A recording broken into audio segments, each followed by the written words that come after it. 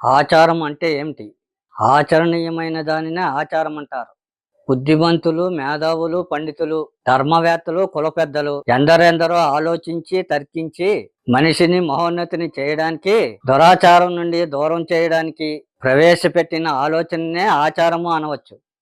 కాలగమనంలో ఆచారాలు కొన్ని వికృత రూపం దాల్చాయి. ఆచారాల పేరుతో దురాచారాలు చోటు చేసుకున్నాయి. ఇది దురదృష్టకరం. ఆచారాలు, ఆనవాయితీలు, సాంప్రదాయాలు, కులధర్మాలు మొదలైనవన్నీ ద్వాపరయుగం నుండే ఎక్కువగా మనకు సంక్రమించాయని అంటారు. శ్రీరాముని కాలంలో ధర్మం ఉంది, ఆచారాలు ఇంతగా లేవు. త్రేతాయుగంలోనే ధూమపానం, మద్యపానం ఉన్నట్లుగా తెలుస్తుంది. మనుషుల యొక్క వృత్తిని బట్టి, ప్రవృత్తిని బట్టి వర్ణ విభజన జరుగుతున్న సమయం అది. 4 అంటే 4 కులాలు ఉన్న హిందూ సమాజంలో ఇన్ని కులాలు, ఇన్ని తెగలు అప్పుడు లేవు.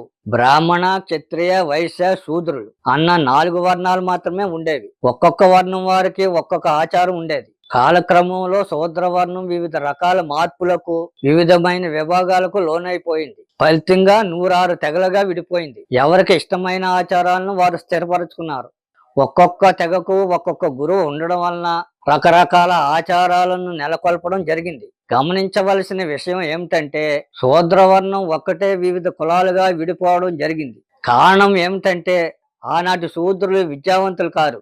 సమిష్టి జీవనానికి ఉండే బలం యొక్క విలువ వారికి తెలియదు. బ్రాహ్మణ, క్షత్రియ, వైశ్య వర్ణాలు ఎక్కువ తక్కువగా ఒకే రకమైన ఆచారాలను, నియమాలను పాటించేవారు. అధిక సంఖ్యాబలం ఉన్న శూద్రవర్ణం వారు అందరూ వివిధ కులాలుగా మార్పు చెంది రకరకాల ఆచారాలను, సాంప్రదాయాలను కట్టడి చేసుకున్నారు.